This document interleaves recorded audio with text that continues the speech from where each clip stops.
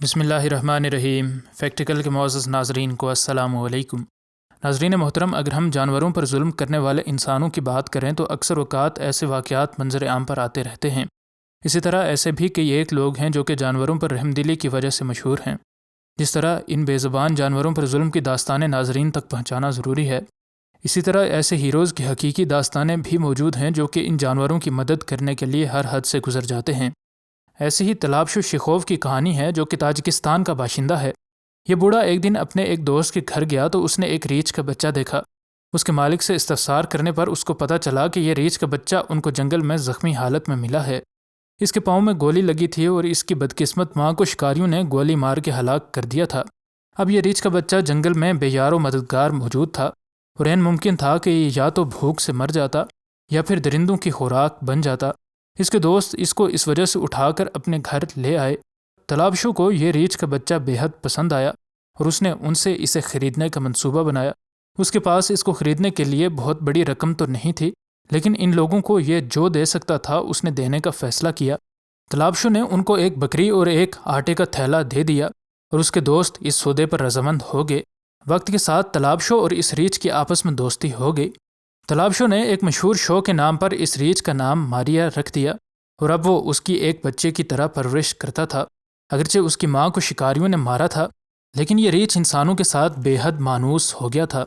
انسانوں کے آگے ڈانس کرنا اور بچوں کو خود پر سواری کروانا اس ریچھ کے لیے ایک عام سی بات تھی۔ یہ بوڑھا اس ریچھ کو اپنی اولاد کی طرح پالتا تھا اور اسے اپنے ساتھ لے کر ازبکستان، قزاقستان اور کرغزستان بھی گیا۔ ان دونوں کی دوستی نے کئی لوگوں کو محظوظ کیا، لیکن اس دنیا میں کسی بھی چیز کو دوام نہیں حاصل۔ تقریباً 80 سال کی عمر میں یہ بوڑھا 2012 میں فوت ہو گیا۔ اب اس کا یہ دوست اس دنیا میں اکیلا رہ چکا تھا اور اس کا کوئی وارث نہیں تھا۔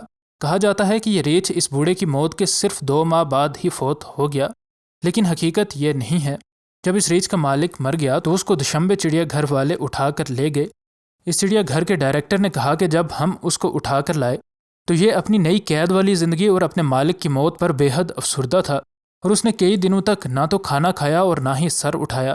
اس چڑیا گھر کے ڈائریکٹر نے مزید بتایا کہ آہستہ آہستہ اس ریچھ کا یہ زخم مندمل ہوتا چلا گیا اور اس کا موڈ بھی بہتر ہوتا گیا۔ اب یہ ریچھ ایک بار پھر سے خوش نظر آ رہا تھا اور وقت کے ساتھ یہ ریچھ چڑیا گھر کے سٹاف کے 2 لوگوں کے ساتھ بہت زیادہ اٹیچ ہو گیا۔ نہ جانے کیوں، لیکن اپنی ماں پر انسانوں کے ظلم کے باوجود یہ انسانوں کو بے حد پسند کرتا تھا۔ اسے شاید معلوم تھا کہ ہر انسان ایک جیسا نہیں ہوتا۔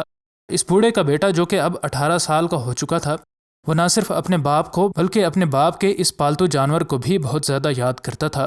اس لیے وہ اکثر اس ریچھ کو ملنے کے لیے اپنی ماں کے ساتھ چڑیا گھر جایا کرتا تھا۔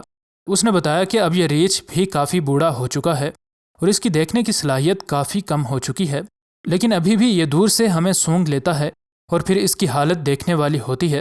یہ اپنے پچھلے دونوں پاؤں پر کھڑا ہو کر اپنے جذبات کا اظہار کرتا ہے اور بعض اوقات مجھے اور میری ماں کو اکیلے دیکھ کر اس کی آنکھوں میں آنسو بھی نظر آتے ہیں۔